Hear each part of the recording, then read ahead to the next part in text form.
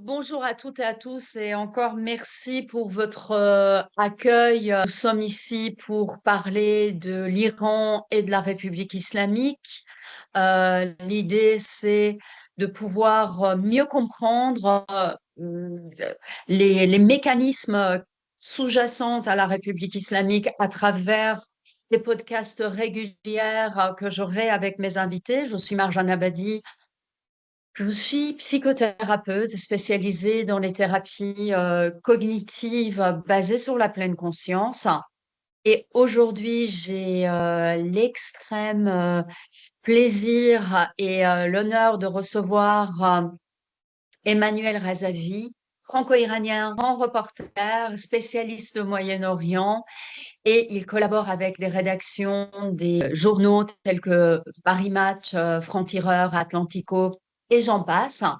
Il produit et réalise des documentaires depuis de nombreuses années sur le Moyen-Orient pour des chaînes de télévision comme Arte, M6, France 3 et Planète. Et surtout, ce qui a été le point de départ de cette volonté de ma part de l'inviter comme le tout premier invité, c'est qu'il a écrit 2 livres extrêmement étayés et documentés sur l'emprise et les réseaux de la République islamique en Europe. Euh, le premier, c'est La face cachée des mollahs, qui commence avec une très très belle introduction sur les enjeux de cette République islamique. Et le deuxième, la pieuvre de Téhéran, qui est coécrite avec Jean-Marie Montali. L'idée de cette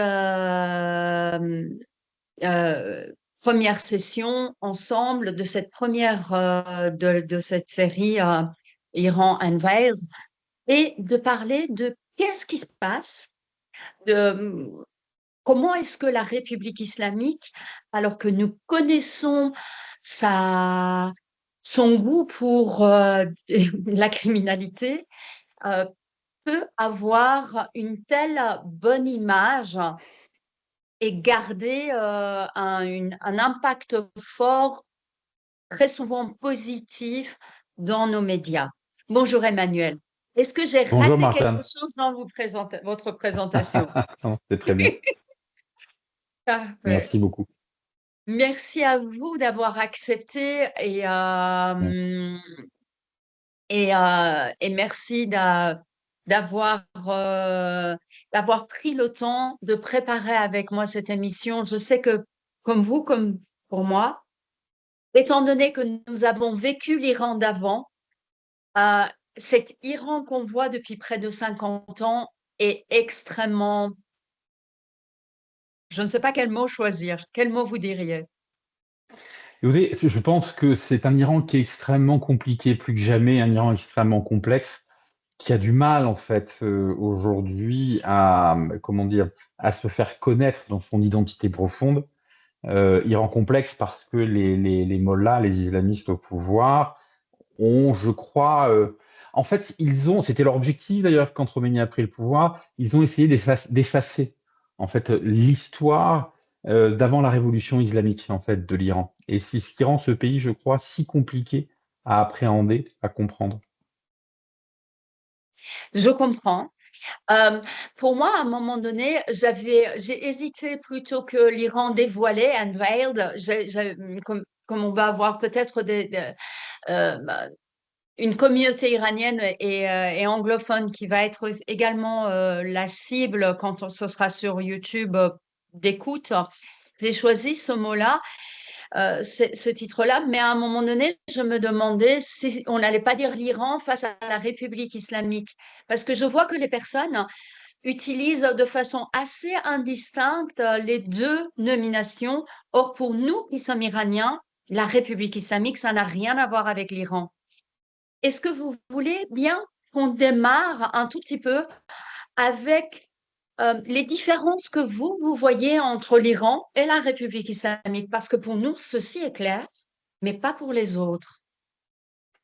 Non, mais il y a une différence quand même qui est majeure, qui est fondamentale, c'est que la République islamique d'Iran c'est un régime qui est influencé en fait par le sunnisme égyptien, notamment l'organisation en fait des frères musulmans égyptienne. L'ayatollah Khomeini, dans ses jeunes années, était très admiratif de l'organisation islamiste des frères musulmans. Je le dis pour vos auditeurs qui ne le sauraient pas, mais vous avez deux grandes branches, on va simplifier, les deux grandes branches dans l'islam, le sunnisme et le chiisme. L'Iran est chiite, le monde arabe en général, le plus souvent est sunnite. Et si vous voulez, Khomeini, dans l'organisation en fait institutionnelle en fait de la République islamique d'Iran, il a mis en place en fait ce qu'on appelle le Velayat et Fakir, qui est vraiment inspiré en fait de la doctrine de l'organisation des frères musulmans. C'est une théocratie qui est extrêmement complexe en fait à comprendre parce qu'elle est dotée d'institutions en fait a priori démocratiques, alors même que c'est un régime dictatorial, que c'est un régime totalitaire. C'est pour ça que je disais que c'était très complexe. C'était un régime aussi, et c'était le souhait d'Ayatollah Khomeini, qui a fait le maximum, en tout cas dans les 10 premières années, je dirais, de son existence, pour effacer complètement l'histoire en fait de la Perse, de l'Iran, avant 1979, et notamment tout ce qui pouvait être référent à la monarchie. Or, on dit très souvent, en tout cas moi je le dis, je l'écris souvent, que l'Iran d'avant, c'est un peu l'Iran des mages, des poètes et des rois. Voilà. Et Khomeini s'est beaucoup en fait inspiré des systèmes en fait d'organisation politique de l'organisation des Frères musulmans. Je rappelle aussi pour vos auditeurs, les Frères musulmans, c'est une organisation islamiste qui est née en fait en 1928 en Égypte, qui prenait l'organisation de la société autour en fait des valeurs de l'islam, qui est une organisation qui est un peu la matrice, je dirais, du djihad contemporain. On retrouve des frères musulmans au sein de l'organisation terroriste Al-Qaïda, du Hamas. Le Hamas, c'est la branche palestinienne des frères musulmans égyptiens, en tout cas dans sa configuration originelle. Et si vous voulez, Khomeini, en fait, il a installé un régime en Iran qui était antinomique en réalité de la culture et de l'histoire iranienne, de l'histoire en fait persane. Donc il y a une forme de révisionnisme en fait qui s'est installé, de révisionnisme historique, politique, qui a été relayé pour le coup d'ailleurs beaucoup en Occident. Et donc on peut voir, les Iraniens le disent aujourd'hui souvent, disent que la République islamique d'Iran c'est un régime d'occupation en Iran parce qu'ils font référence justement au fait que Khomeini s'est inspiré en fait de doctrines qui étaient des doctrines islamistes liées à l'organisation des frères musulmans, pour me répéter une énième fois. Ça, je comprends très bien. Je pense qu'on peut vraiment revenir même un tout petit peu en avant et parler du fait que ça fait près de plus d'une centaine d'années que deux courants s'opposent en Iran, c'est-à-dire un courant qui veut plutôt amener l'état de droit et le clergé chiite qui, d'une façon ou d'une autre, veut garder sa façon de faire, qui est une façon un peu mafieuse, un peu, les gens que je connais, je favorise, il faut être proche de moi, c'est un état de non-droit. Et d'ailleurs, il y a au mois d'août passé, nous étions au 120e année de la Constitution qui donnait un cadre aux monarchies pour que ce ne soit plus euh, pour qu'il y ait des règles claires de gouvernance en fait pour l'Iran. Donc c'est une Khomeini a amélioré et à structurer cette façon de prendre le pouvoir, mais ça a toujours été dans les gènes du clergé chiite de vouloir régner, être roi à la place du roi. C'était pas vizir à la place du roi, mais roi à la place du roi. Je ne sais pas si vous partagez cette vision. Alors, pas tout à fait, non, je la partage pas parce qu'il y a un certain nombre en fait de clercs chiites Mhm. iraniens qui n'étaient d'ailleurs pas du tout en accord avec Khomeini, qui Bien considéraient sûr. au moment de la Révolution que le rôle en fait du clergé n'était pas de diriger en fait le pays, c'est-à-dire qu'il voulait une influence, en France, de l'influence, je suis d'accord avec vous, mais sur la direction politique du pays, c'est un sujet en fait qui a divisé Khomeini avec des membres importants en fait du clergé chiite qui considéraient qu'il valait mieux rester en retrait du pouvoir politique à son plus haut niveau. C'est-à-dire qu'ils voulaient continuer à avoir leur influence évidemment auprès de la population, mais plutôt en tant que clerc davantage qu'en tant que, comment dire, spécialiste de d'une jurisprudence en fait qui aurait été politico-religieuse. Et ça, c'est un fait dont on parle assez peu. Donc ça, c'est quand même important en fait de le dire. Et c'est ce qui fait d'ailleurs que Khomeini, si vous voulez, dès les années, dès qu'il est arrivé au pouvoir, dès 79 en réalité, il s'est quand même fâché avec certains membres du clergé iranien qu'il a de Comme fait mis à l'écart. Shariati. Voilà, exact. Enfin, Shariati, si vous parlez Non, non, d'Ali non, Shariati ou non, non, l'autre. d'accord. Voilà, Le c'est des gens clerc qui s'appelle. Oui, qui ont été mis en fait en marge en fait du système parce qu'ils ne cautionnaient pas le fonctionnement politique en fait comment dire de Khomeini. C'est aussi pour ça que c'est très complexe parce qu'on a une vision en fait de l'Iran en France, en Occident très souvent qui est très manichéen. Alors même qu'encore une fois la structure politique politico-religieuse en fait du régime est très compliquée à comprendre, même pour des spécialistes, je crois et que l'histoire, vous avez fait allusion aux 100 dernières années, c'est une histoire chahutée, l'histoire de l'Iran.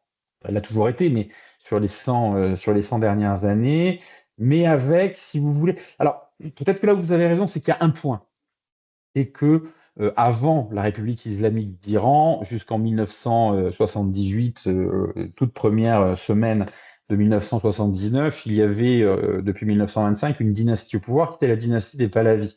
Et que cette dynastie était favorable à une modernisation, en fait, comment dire, de l'Iran, et elle considérait que, il fallait aussi redonner un peu de liberté, en fait, aux paysans iraniens et donc, elle a procédé à la redistribution en fait des terres au détriment du clergé, puisque là, je fais allusion en 1963 à la Révolution blanche qui a été lancée par Mohammad Reza Pahlavi, le dernier shah le- d'Iran, voilà, qui avait acheté à vil prix les terres du clergé iranien. Il les avait contraints à vendre à vil prix pour les redistribuer en fait aux paysans.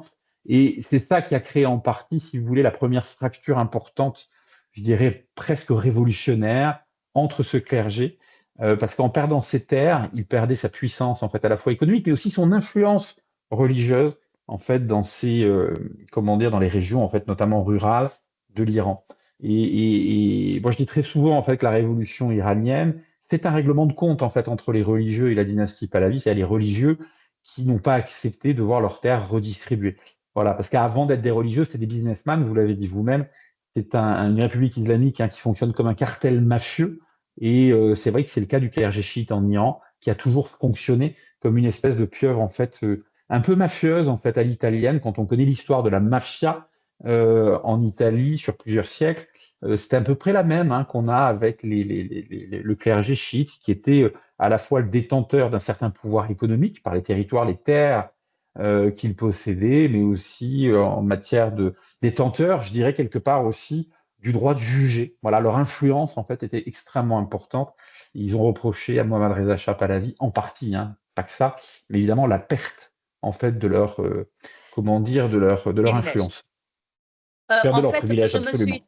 je me suis trompée, c'était pas Shariati, c'était Shariat Madoli, Oui, c'est Shariat Manari, qui était. absolument. Mm, C'est vrai, vous avez mm, raison, voilà, exactement, et j'aurais dû moi-même y repenser, mais effectivement, qui n'était pas du tout en accord tout à fait. avec Khomeini. Euh, Tout à fait. En fait, évidemment, il y avait certaines personnes qui n'étaient pas d'accord avec, qui n'étaient pas dans le mouvance de l'islam politique, mais ce qui était ce que moi j'ai pu lire, c'est que pendant la dynastie des Rojor, à un moment donné, il y a un roi qui part, par exemple, faire la chasse. Et il s'empresse de rentrer dans la ville parce qu'il se demande si le mollah de la ville va lui permettre de rentrer dans la ville après la nuit tombée. Donc, il y avait toujours cette lutte pour subordonner le roi à leur volonté. Bien Et, sûr, non, vous avez raison. Au cours des donc, siècles passés, les religieux ont eu beaucoup d'influence auprès des dirigeants des monarchies iraniennes. Il y avait toujours dans l'ombre d'un roi, quelque part, évidemment, un dignitaire religieux. C'est tout à fait juste. et les dynasties Pahlavi étaient le premier qui n'en a pas voulu. de façon assez brutale, d'après ma compréhension, je voudrais bien avoir votre avis, de façon assez tranchée par le fondateur du dynastie, qui est le grand Reza Shah, et de façon plus nuancée, plus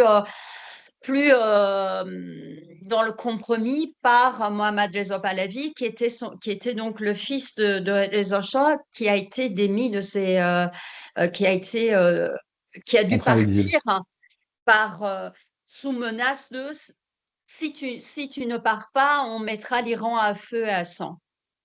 Parce que c'est ça qui était la réalité du fait qu'il a quitté le pays parce qu'il ne voulait pas du feu à sang.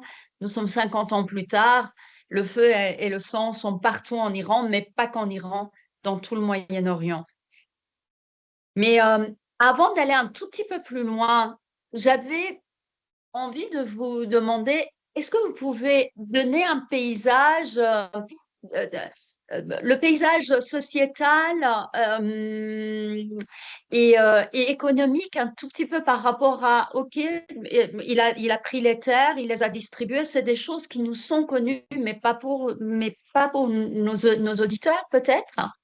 Qu'est-ce qui caractérisait socialement, économiquement cet Iran-là d'avant le 1979 pour vous? Bah, en tout cas, ce que l'on peut en retirer quand on observe, je dirais, la carte un peu sociologique, c'est qu'une partie du territoire iranien, quand même, vivait sous l'influence en fait des religieux. Vous aviez, je parlais des paysans, mais les paysans, c'était presque le tiers-monde en fait, hein, donc ils vivaient dans des conditions en fait de servage, donc presque d'esclavage quelque part, hein.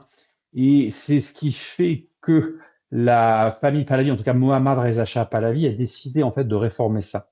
Moi, je le compare, alors d'une certaine manière, pas pour tout, mais un peu à Napoléon III, c'est-à-dire il voulait lancer des réformes en fait sociales dans un Iran quand même dont une partie était tiers-mondisée évidemment, vivait quand même dans la pauvreté et sous le contrôle en fait de petits clercs, de petits religieux ruraux. Des Et propriétés donc, terriens importants. alors, il y a des propriétaires terriens, vous avez raison, mais il faut jamais oublier que les religieux eux-mêmes étaient importants. Le Bien sûr. clergé, en fait, iranien, c'était un très gros propriétaire terrien. En tout cas, il était très important. Donc, il y avait un système qui était presque quasi féodal dans une partie de l'Iran, en fait, qui existait encore. Il a voulu réformer ça parce qu'il était, évidemment, son père, dont vous avez parlé, en fait, Reza Ier, était un admirateur, en fait, comment dire, d'Atatürk. Là où lui avait une admiration pour De Gaulle, avait une admiration en fait pour la modernité en fait également, comme son père du reste, mais occidentale. Et il a voulu réformer en fait le pays à grands pas. Il est allé très vite et en réformant en fait le pays, évidemment, il a voulu moderniser. Alors évidemment, cette modernisation, elle est allée peut-être trop vite. Hein, c'est ce qu'on lui reproche souvent. Je ne sais pas si c'est le cas ou pas. Elle a peut-être pas anticipé justement jusqu'à quel point le pays était encore ancré, pour la partie en tout cas, je pense rurale tout au moins, était ancré en fait dans une sorte de féodalité. Et je vais vous donner un exemple dont pareil on parle jamais. C'est que quand il a lancé ces réformes, qui étaient de bonnes réformes, qu'il a dit aux religieux en fait, il faut redistribuer. Les religieux n'ont pas été d'accord. Ça montre d'ailleurs le côté un peu salopard des religieux iraniens, hein, clairement, qui faisaient passer leur intérêt en fait économique avant le bien-être de la population. Mais je pense que ils avaient quand même une certaine habilité à présenter ça d'abord en interne, parce qu'ils ont réussi à créer une révolution euh, alors que le pays avait une croissance à deux chiffres et qu'il y avait un roi qui se souciait des gens les plus pauvres. Pour moi, dites-moi quelle est votre vision? J'avais l'impression qu'il aurait fallu 3, 4 autres années pour que la pauvreté aux endroits où ça existait soit atténuée, pour que tout le monde puisse être euh, dans un, dans un pays qui avance. Les gens qui avaient de bons niveaux pouvaient aller faire des études longues, tout était payé, la santé était payée. Nous Alors en avions fait, c'est des... pas aussi simple que ça, parce qu'en fait, vous Oui, avez dans une partie de l'Iran, c'est là où je voulais en venir, c'est que lorsque le roi en fait a mis en place sa réforme, sa révolution blanche, et qu'il a redistribué les terres, si vous voulez, des gens qui avaient vécu en fait dans le servage dans la servitude n'étaient pas en mesure, en fait, du jour au lendemain, de se retrouver à la tête, en fait, de propriétés. Parfois, ils n'avaient même pas l'argent, au passage, d'ailleurs, pour acheter les outils, les machines nécessaires, si vous voulez. Et s'il est vrai que l'Iran, sur la dernière décennie, en fait,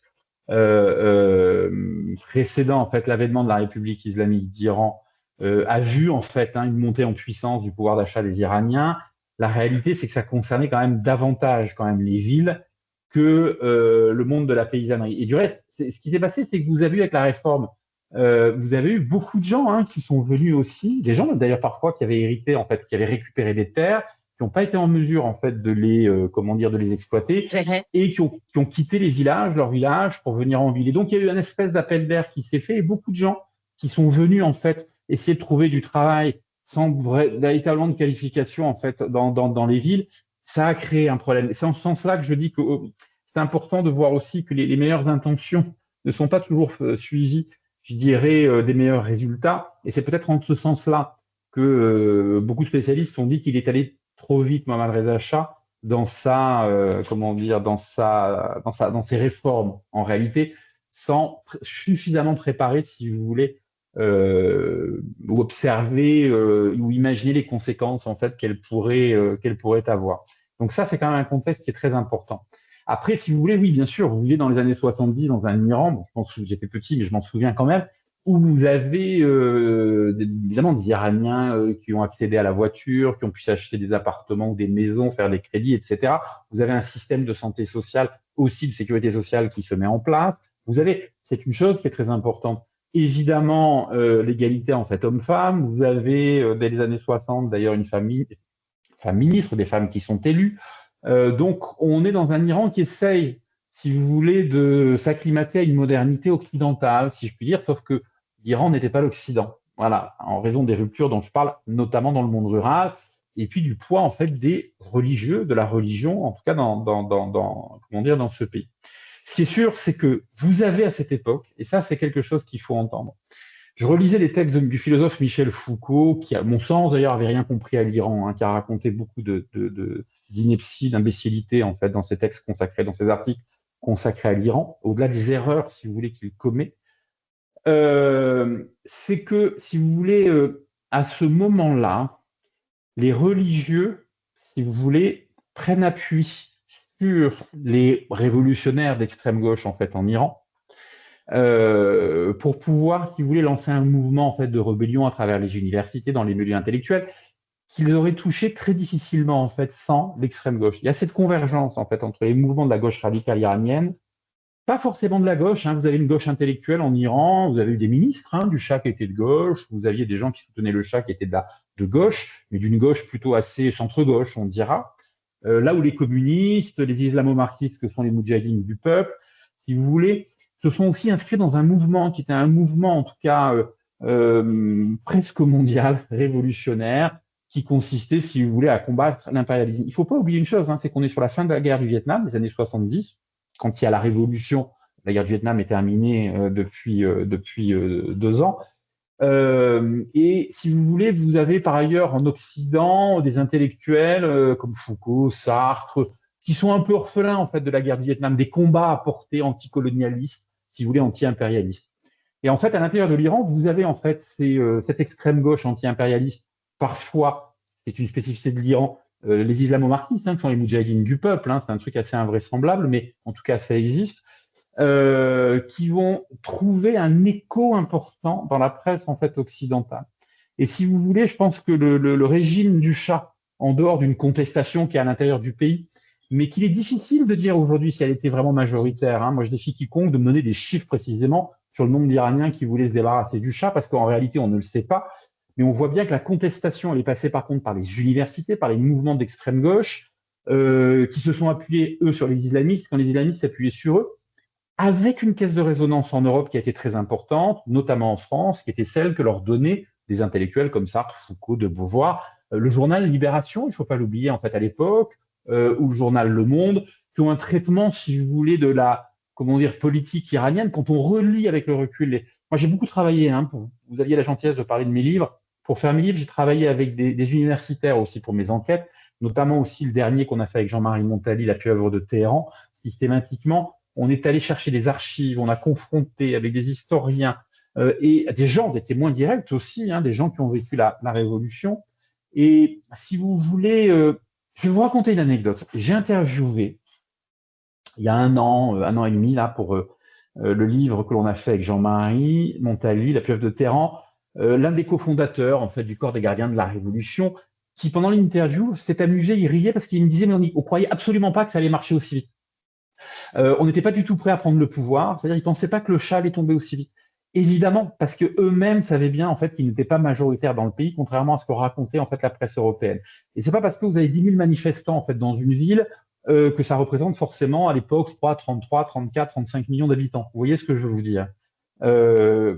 Encore une fois, avec comment dire une chambre d'écho importante que sont dans le pays les universités. D'accord. Bien Et c'est sûr. toujours sexy pour les caméras de télévision de l'époque d'aller filmer des jeunes étudiants avec leur veste kaki, leur blue jean, à pas de def et machin, qui crient à la révolution contre l'impérialisme, si vous voulez, mais qui sont pas forcément en fait révélateurs de l'ensemble, de tout ce qui se passe dans le pays. Alors pourquoi?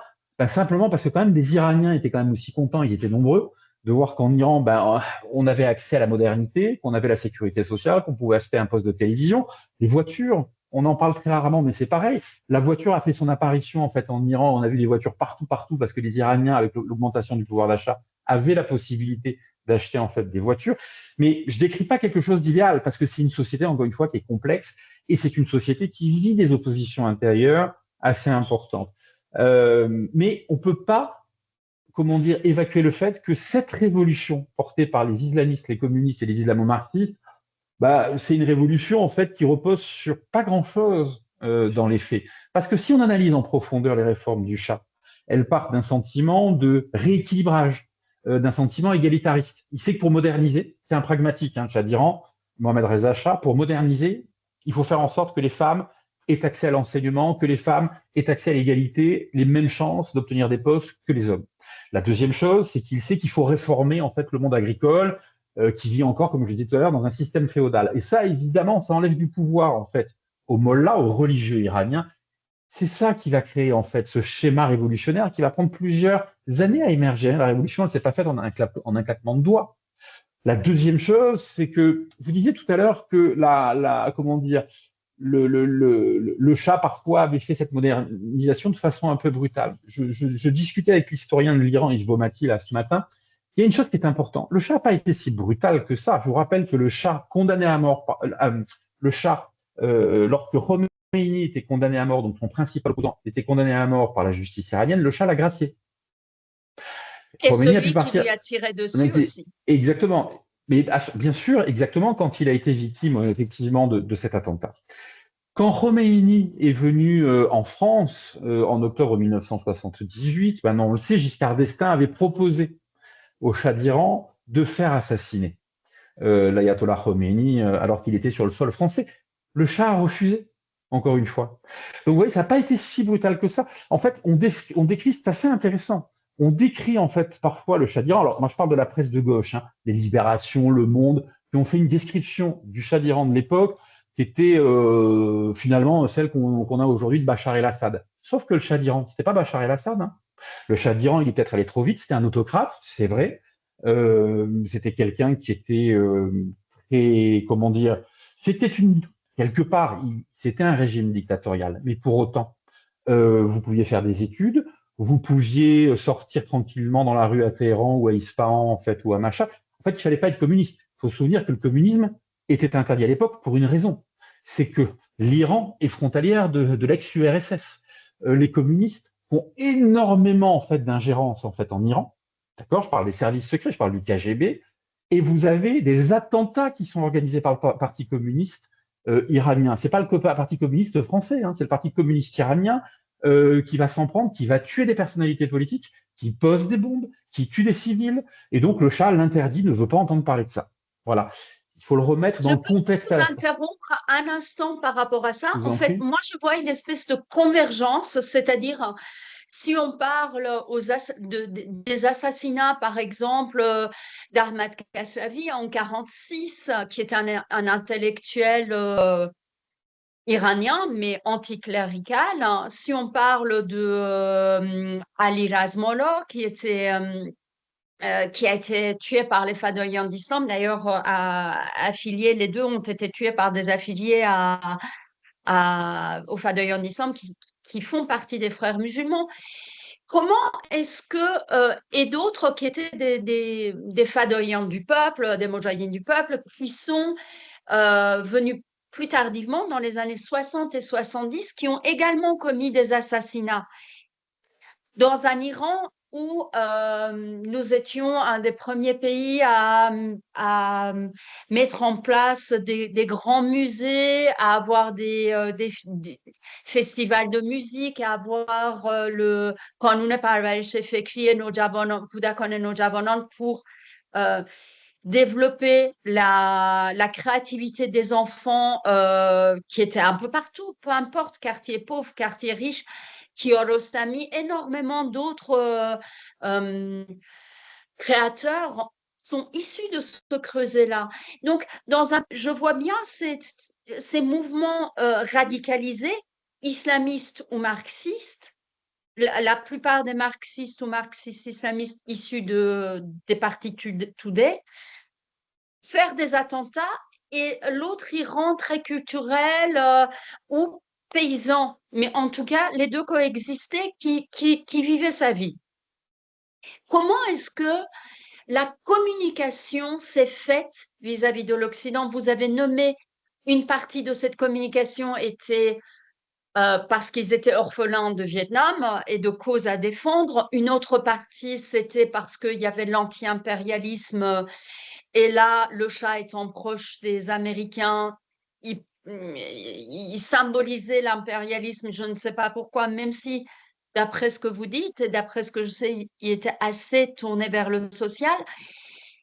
Pourquoi personne n'allait vérifier quand les islamistes mettent le feu à un cinéma où ils brûlent 600 personnes vives ou 400 sont réellement morts? Pourquoi les journaux reprennent que c'est les services Écoutez, secrets et bah vérifient oui, rien? mais enfin, ça, c'est, excusez-moi, mais nous sommes en 2025. Vous avez un journal, Libération pour ne pas le citer, qui reprend les chiffres d'une organisation terroriste qui s'appelle le Hamas.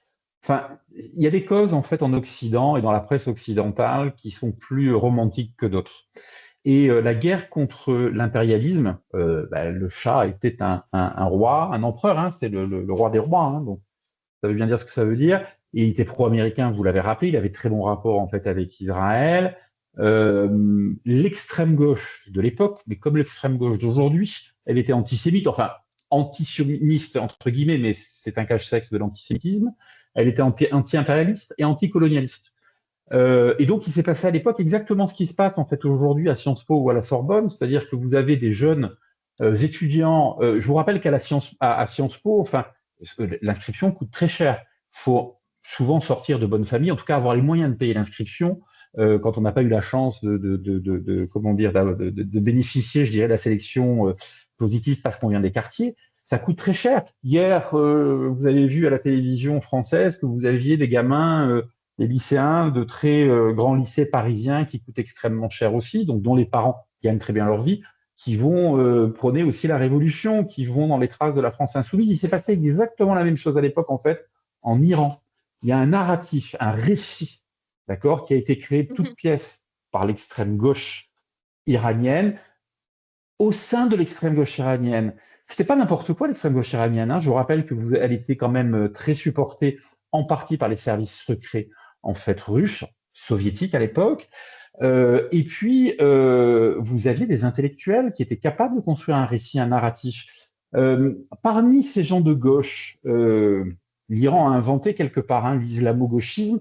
Vous avez eu Ali Shariati, dont on a parlé tout à l'heure, mais Ali Shariati, qui est mort en 1977, avait créé alors, je ne sais pas trop comment traduire en français, la société ou l'association, comment dire, des adorateurs, comment dire, socialistes en fait de Dieu, d'Allah.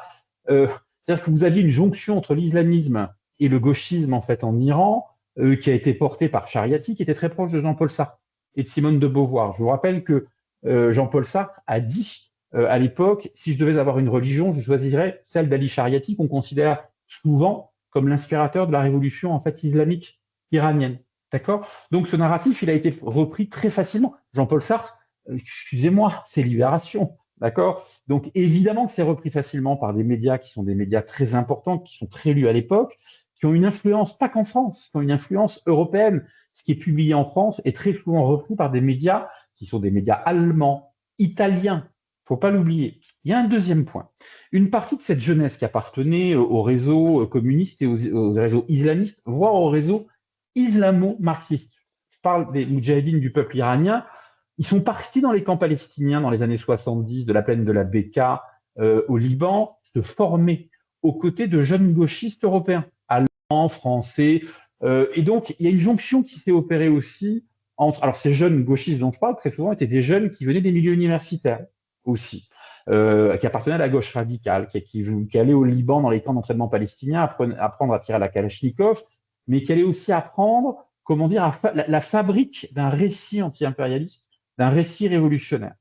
La jonction, elle s'est opérée très facilement entre ces groupes islamistes proches de l'ayatollah Khomeini et ces groupes communistes, marxistes, parfois islamo-marxistes, qui étaient soit iraniens, soit européens, parce qu'ils étaient des frères d'armes, ils s'entraînaient ensemble dans ces camps, ils partageaient, je dirais, le quotidien parfois difficile de ces camps en fait d'entraînement, mais ça a créé une sorte d'international. Vous savez, celui qui en parle le mieux, c'est un ancien agent français, un ancien policier français, Mathieu Gadiri, qui a écrit un livre, Notre agent iranien, qui a infiltré lui, les services secrets, pour le compte du contre-espionnage français, il a infiltré les services secrets iraniens dans les années 80. Et donc, il espionnait, lui, finalement, ces gens en fait, qui appartenaient à ces réseaux, et lui, il parle d'international. Il y a une véritable internationale islamiste ou islamo-communiste, islamo-marxiste, islamo-gauchiste, en fait, qui s'est créée à partir d'un foyer iranien et d'un autre foyer, en fait, à la fois intellectuel, parfois terroriste. Je pense à la bande Abadher aussi, depuis l'Europe, voilà, qui a fait cette jonction-là.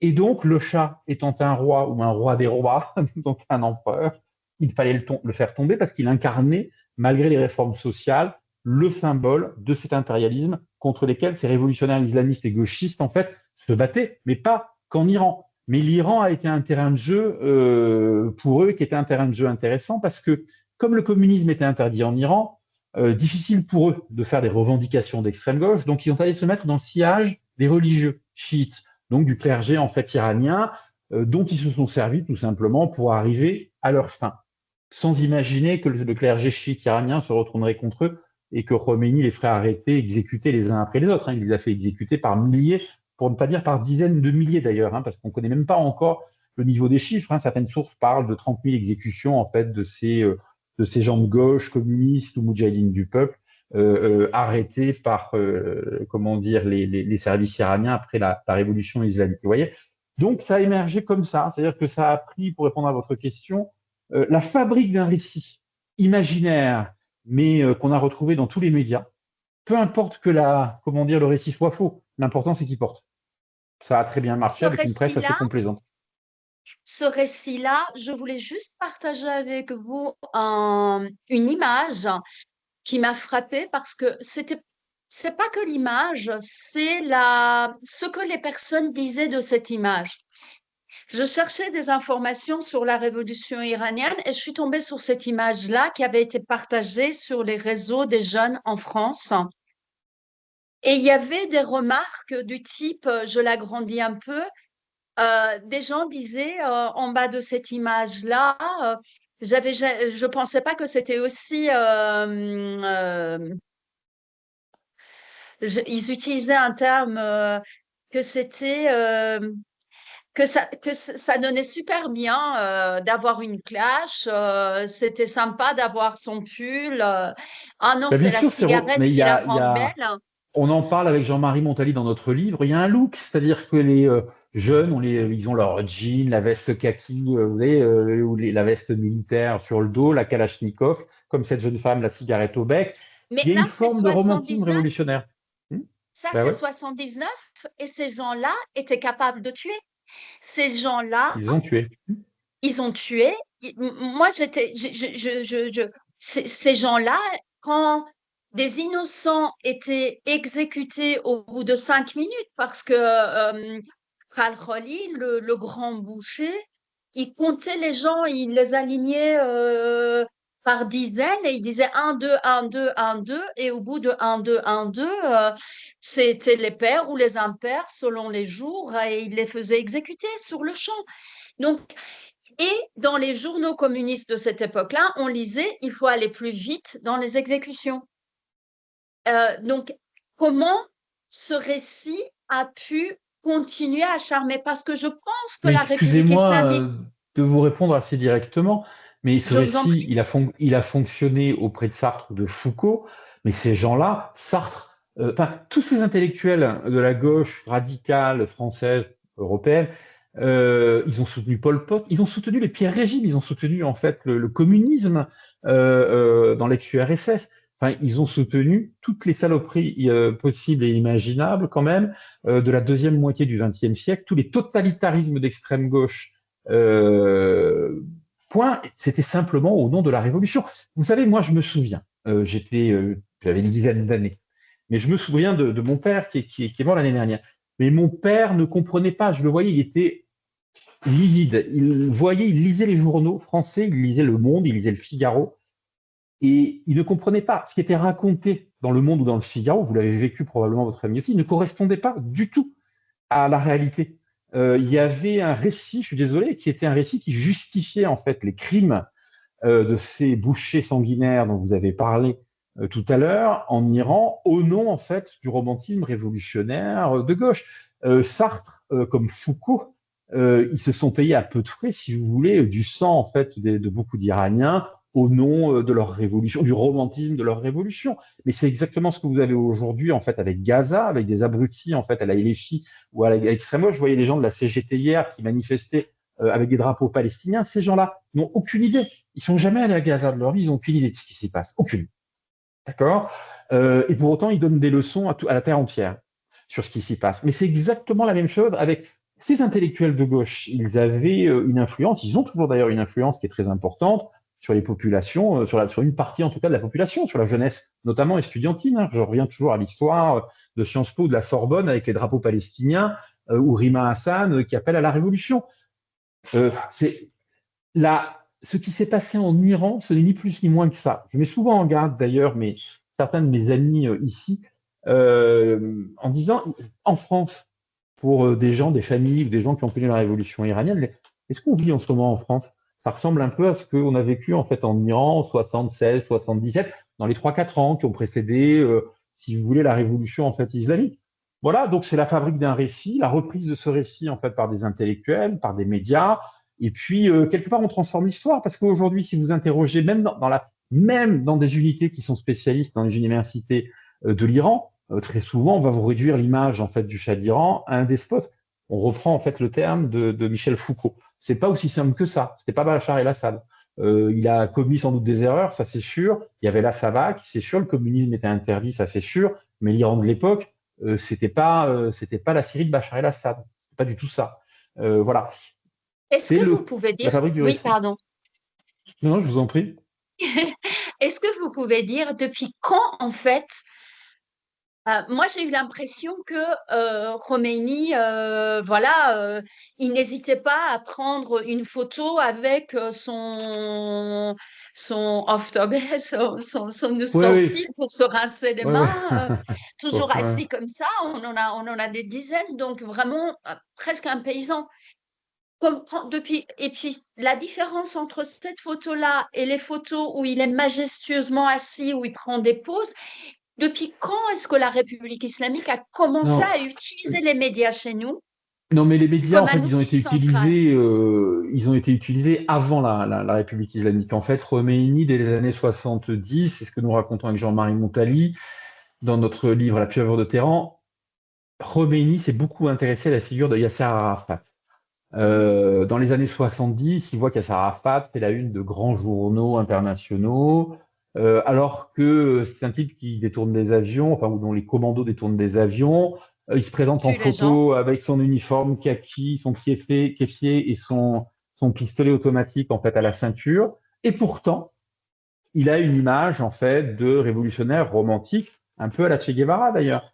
Et donc Khomeini, il veut s'inspirer en fait de Yasser Arafat et il prend contact avec lui notamment par un de ses bras droits qui s'appelait Mohtachamipour, qu'on appelle en Iran Mohtachami, et il va l'envoyer en fait rencontrer Khomeini. Il va envoyer son propre fils, ça c'est grosso modo, je crois en 1973, il va envoyer son propre fils Ahmad s'entraîner dans les camps palestiniens de la plaine de la Beka pour apprendre à la fois la lutte, si vous voulez, la guérilla, donc à utiliser le mortier, le RPG, le fusil d'assaut, mais en même temps pour apprendre la fabrique en fait d'un récit révolutionnaire et apprendre en fait une forme de sémantique.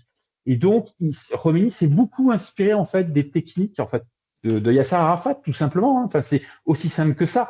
Ça va tellement plus loin. On parle de la fabrication du récit, mais quand vous regardez les gens qui ont fondé le corps des gardiens de la Révolution, comme Mohtachamipour, ben, ils ont été entraînés en fait dans les camps palestiniens. On ne mesure pas le niveau d'influence qu'a eu Yasser Arafat sur la fabrique du récit, évidemment, de la révolution islamique, mais aussi sur la création du corps des gardiens de la révolution islamique, qui a commis tant d'assassinats en Iran et tant d'attentats terroristes à travers la planète. C'est pour ça qu'il y a une forme de romantisme, et encore aujourd'hui, il y a ce romantisme palestinien. C'est assez intéressant. Moi, je connais bien Israël et la Palestine, où je vais beaucoup pour mes reportages.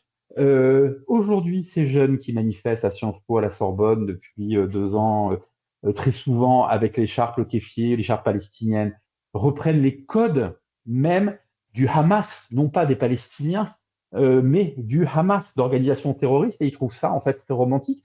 Et ils trouvent ça. Vous n'avez qu'à regarder les gens qui sont partis sur les bateaux de la flottille de Gaza, ça joue de la guitare le soir sur le bateau, ça fume sa clope, ça s'amuse et machin. Enfin, ils sont très loin en fait de la tragédie. Hein. Il y a une tragédie qui se joue à Gaza. Hein. Il y a quand même des civils qui meurent chaque jour. Mais ces révolutionnaires, si vous voulez, de salon, d'accord, imposent un récit qu'on retrouve jusque dans les universités, parce que si vous ne suivez pas en fait ce récit, bien qu'il soit faux, bah, vous êtes mis à l'écart. Vous le voyez bien aujourd'hui. Il suffit qu'un universitaire ne cautionne pas, comment dire, des postures pro-Hamas pour qu'il se retrouve tout de suite mis à l'index, menacé.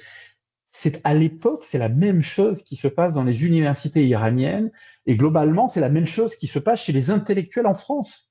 Je vous rappelle que les intellectuels français, dès lors que certains d'entre eux ne vont pas dans le sens de Jean-Paul Sartre ou de Michel Foucault, ils sont mis de côté, ils sont mis à l'index, ils sont considérés presque comme des fachos.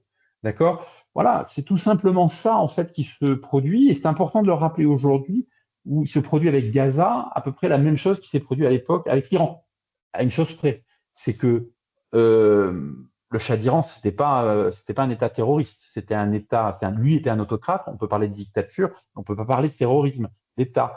Alors que Gaza, vous avez une organisation terroriste aujourd'hui qui tient Gaza de façon très claire.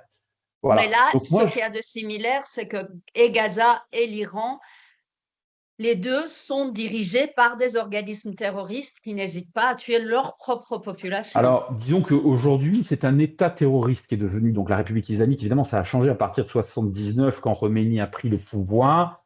Voilà, il y a un terrorisme d'État, c'est-à-dire que la République islamique d'Iran, tout ce que je vous raconte là, c'est important, je le conseille pour les gens qui ne seraient pas d'accord avec moi, d'aller lire les textes fondateurs de la République islamique d'Iran, donc la constitution d'octobre 1979 de la République islamique d'Iran, qui parle bien de porter le djihad à travers le monde en s'appuyant sur les gardiens de la Révolution et l'armée nationale iranienne.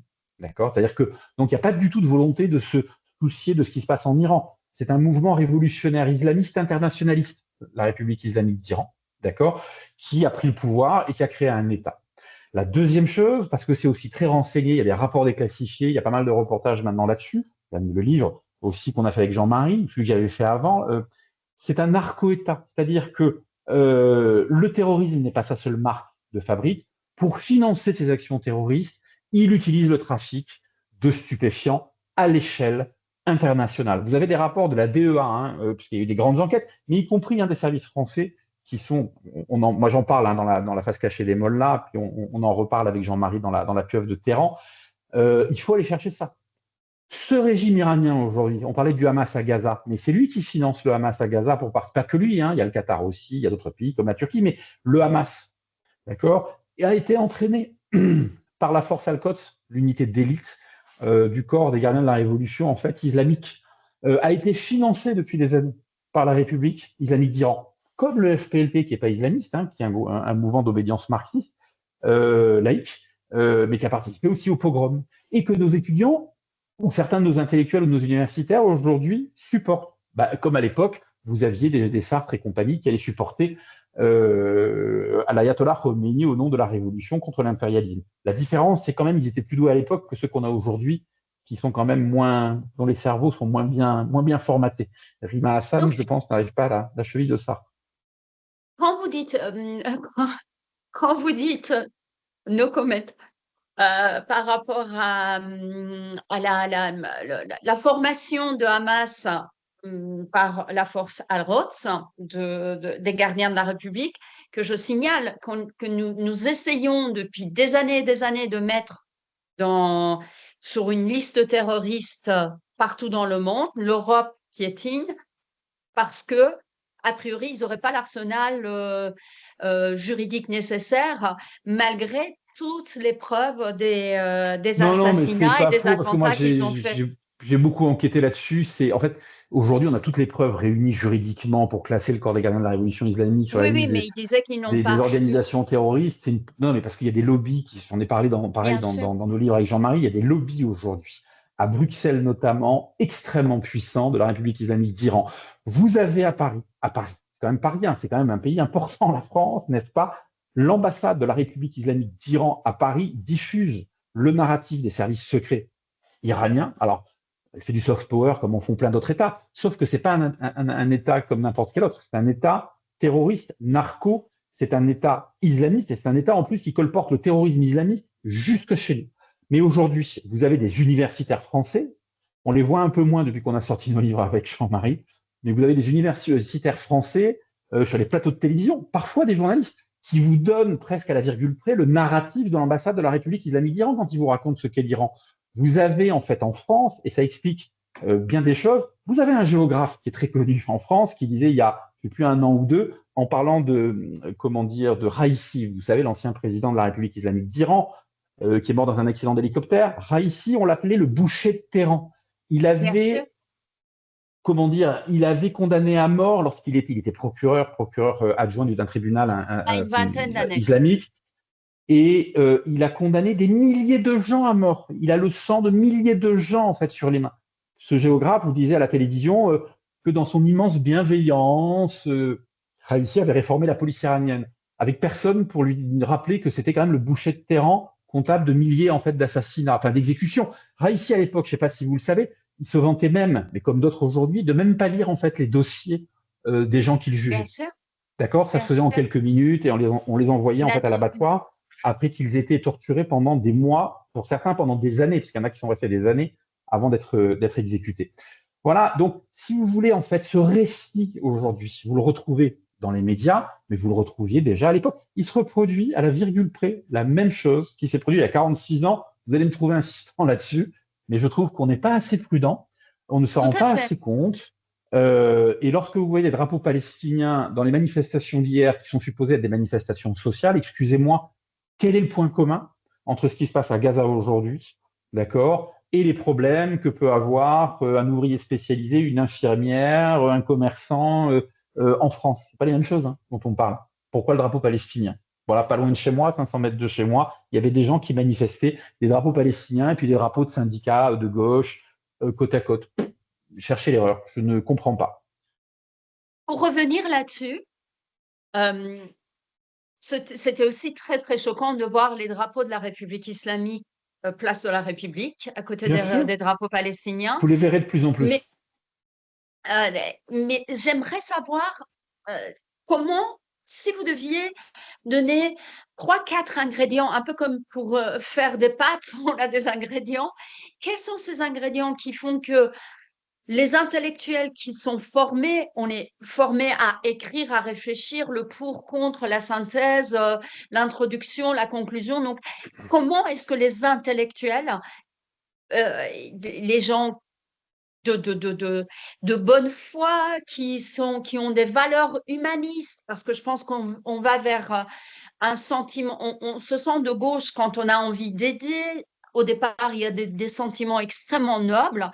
Comment est-ce que ces gens peuvent tomber dans ce filet-là des Alors, islamistes et des terroristes. C'est quoi pour ce qui est de les l'Iran et de ce qu'on ingrédients? voit d'ailleurs aujourd'hui en France, c'est pas tellement les gens de gauche. Les gens de gauche, comme je vous le disais, il y a eu plein de gens de gauche, de centre-gauche qui soutenaient la monarchie iranienne.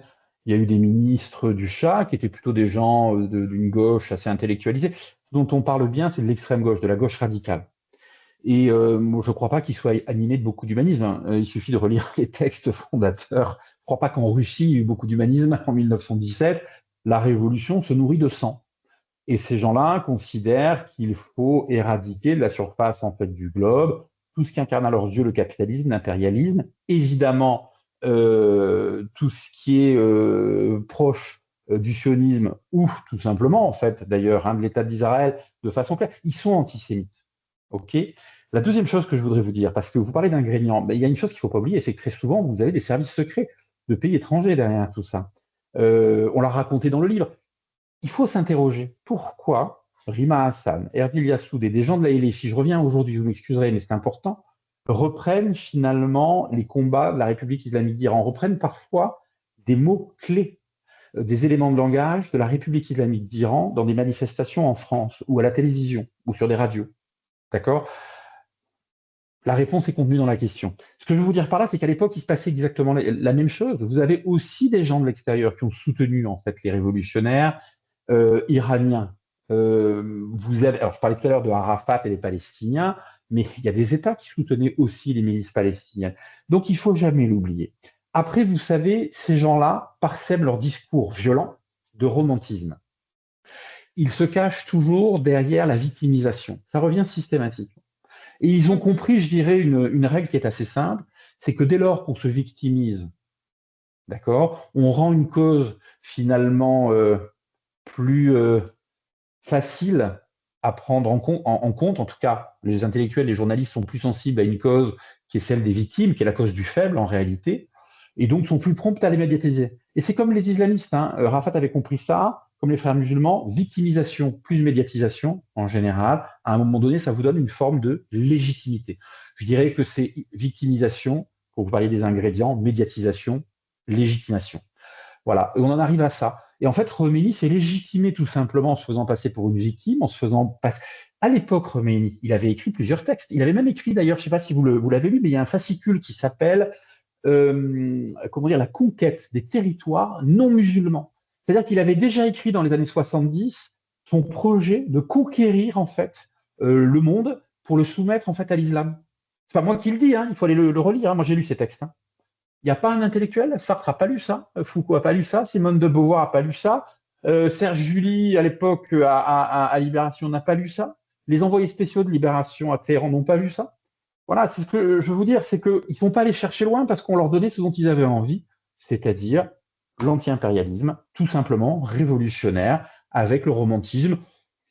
Tuer des gens, pour eux, ce n'était pas important. C'est bien pour ça que je vous racontais l'histoire de mon père. On a tous connu ça avec nos parents ou nos familles, qui en avaient les larmes aux yeux, qui ne comprenaient pas ce qui était raconté dans les journaux français quand nos familles étaient persécutées, quand des membres de nos familles étaient exécutés dans leur maison. Je le dis pour vos auditeurs, les troupes de Khomeini, dès le début, quand elles ont pris en fait le pouvoir, elles sont rentrées dans les maisons des quartiers du nord de Téhéran, elles ont violé, elles ont fait exactement ce qu'a fait le Hamas en fait en Israël il y a 2 ans.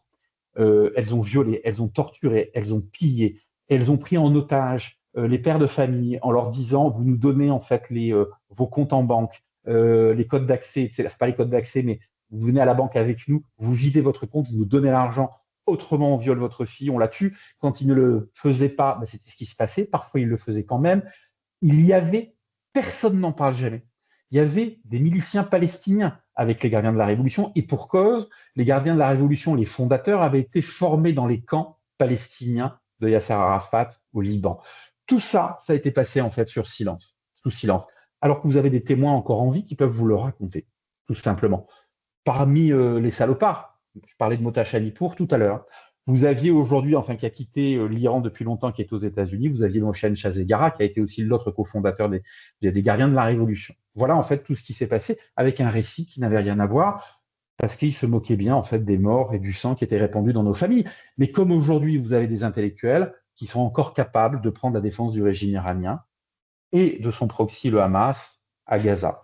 pour terminer. Voilà, je ne sais pas si j'ai répondu à vos questions, mais en tout cas, voilà mes Magnifique. réponses. Donc, ce que je comprends, c'est victimisation, médiatisation, Bien tout sûr, à fait, plus légitimisation, et le fait que les gens ne cherchent pas, ne comprennent pas. Et on a vu, pendant ces 12 jours où Israël nous a débarrassés des monstres en allant frapper la République islamique, il y avait des personnes qui vivent en France, une France qui a été libérée par les frappes aériennes et l'armée pendant la Deuxième Guerre mondiale des Alliés, qui pouvaient venir dire il n'y a aucun pays qui a été libéré par la force des armes des autres pays. C'est monstrueux de dire une chose pareille quand on est en France qui a été libérée par les Alliés. Et les médias le reprenaient tel quel parce que je pense qu'il y a un biais cognitif extrêmement dangereux, c'est que quand on s'identifie à quelqu'un, quand on l'aime bien, on écoute les choses qu'il dit sans vraiment distinguer, sans vraiment de discernement sur la véracité. Ça nous enlève notre bon sens et notre curiosité à vérifier la véracité de ce qui est dit. Et je trouve ça extrêmement regrettable. J'aimerais vraiment, vraiment le que les romantisme personnes... révolutionnaire ne s'est jamais embarrassé de la vérité. C'est une Oui, constante.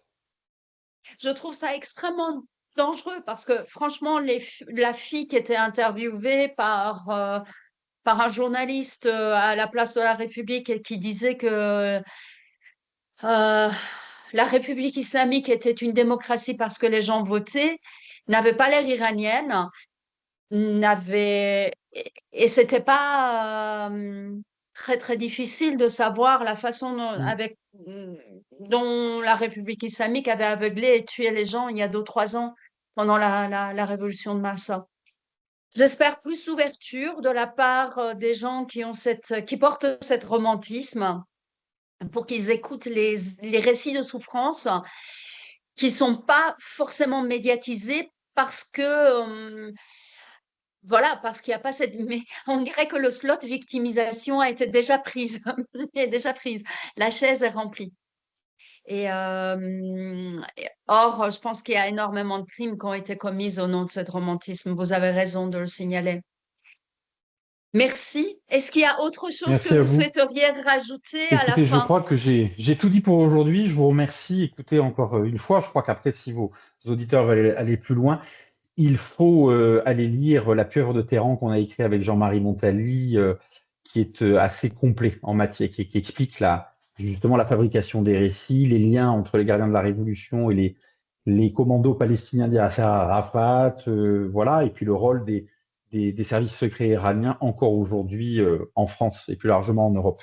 Merci beaucoup. Et également votre prochain, le numéro spécial d'Historia dont vous m'avez parlé, qui va peut-être amener des éléments d'information importants pour les personnes Écoutez, on va qui ont le sortir la goût semaine de... prochaine un numéro Oui, spécial sur l'Iran, évidemment, de l'époque des Pahlavis, voilà, d'Historia.